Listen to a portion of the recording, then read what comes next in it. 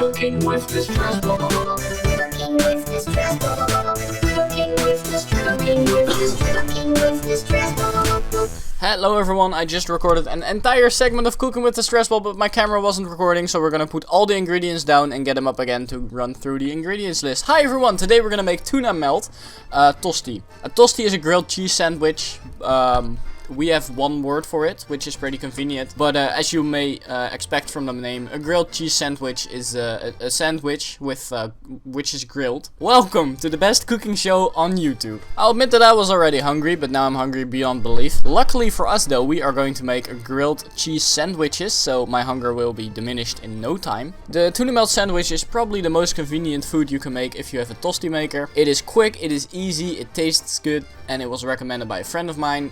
Credits in the description. Alright, let's have a look at the ingredients. There's only 2 ingredients in here that are a need, an absolute necessity. One of these is bread. You need bread.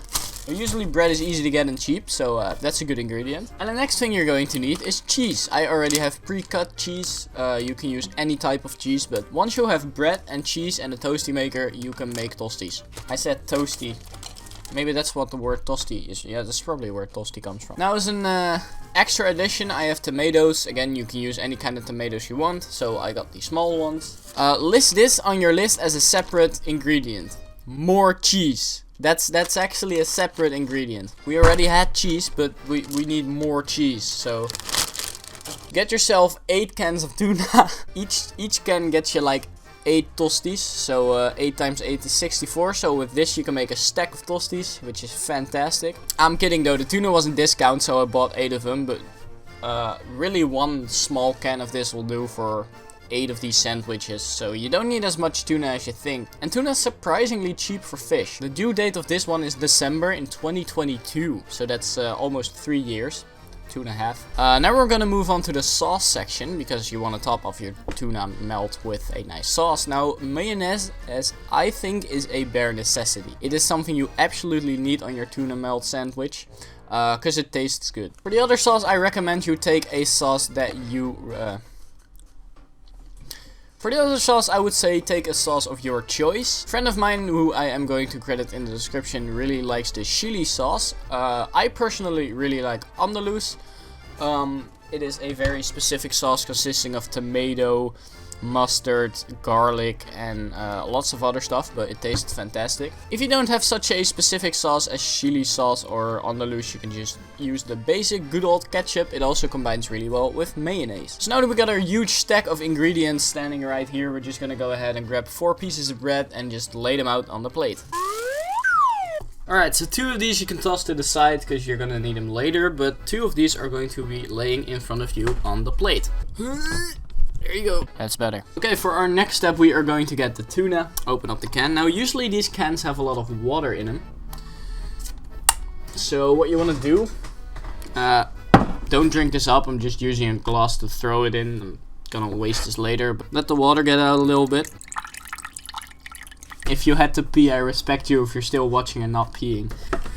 Last bit of water out of there. That's fucking disgusting. I'm just gonna trash that immediately. I don't want to accidentally drink that. Anyway, so now what we are left with, as you can see right there, nice can full of tuna. Just spread a tiny bit of tuna on there. Well, not necessarily tiny, I guess. So after you've opened it up, you can save it for 2 days in the fridge.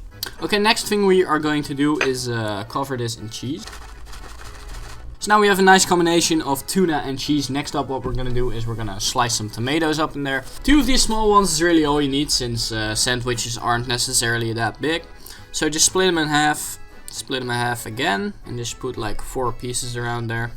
Now for the sake of this video and for the lack of space, I was cutting the tomatoes in my hands, but please, for the love of God, cut your tomatoes on a plate. This knife isn't sharp at all, but watch your fingers, please. Now that we added all of that, we've got tomatoes, we've got tuna, we got cheese. We're gonna add a layer of mayonnaise to that. So just spread it out there pretty good. I would say like 2 zigzags will do. And then finally top it off with more cheese. That's probably the most important ingredient on the tuna melt, the extra cheese. So this is where our 2 pieces of bread come in now. We are going to place them on top of the creation that we made. Give it a good slam. Now you might be wondering, why didn't we put the ketchup, chili sauce or the andalous on it yet?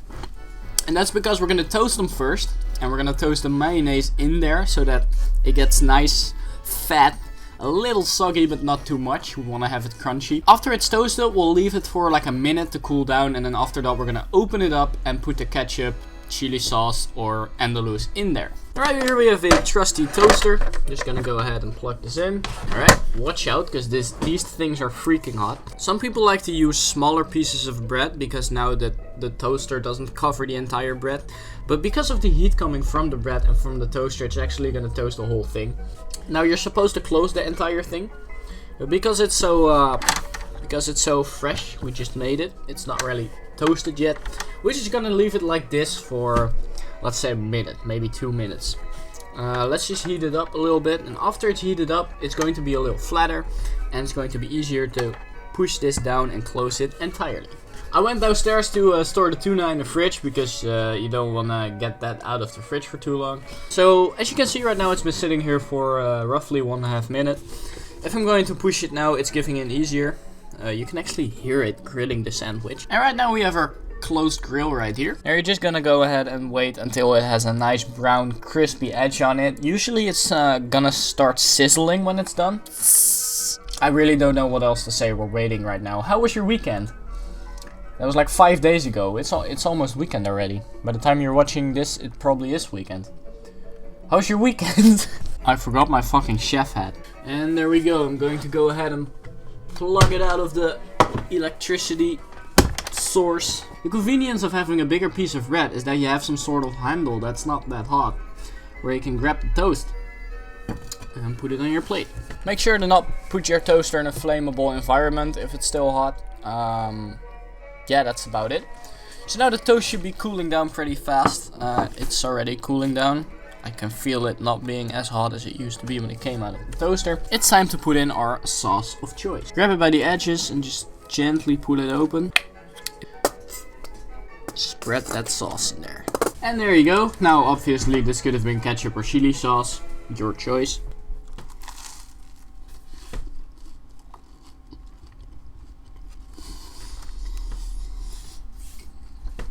Finally. Just know that this was my gorgeous snack when editing this video. Hope you liked it. Please leave a like if you did. Subscribe for more cooking videos. Next week I'm going to make smoothies. So I hope you're going to look forward to that because that was a really successful experiment. Thanks for watching. Enjoy your tuna melt grilled sandwich and have a nice day. Bye.